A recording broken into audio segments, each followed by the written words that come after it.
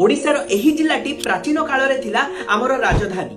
अनेकंक मतरे राजा जजाति एही स्थान रे दशाश्वमेध यज्ञर आयोजन करिथिले। एठारे यज्ञर आयोजन करा जायथिबारु एही अंचलर नाम पडिथिला यज्ञपुर। परवर्ती समय रे राजा जजातिंक नाम रे एही अंचलर नाम पडला जजातिपुर।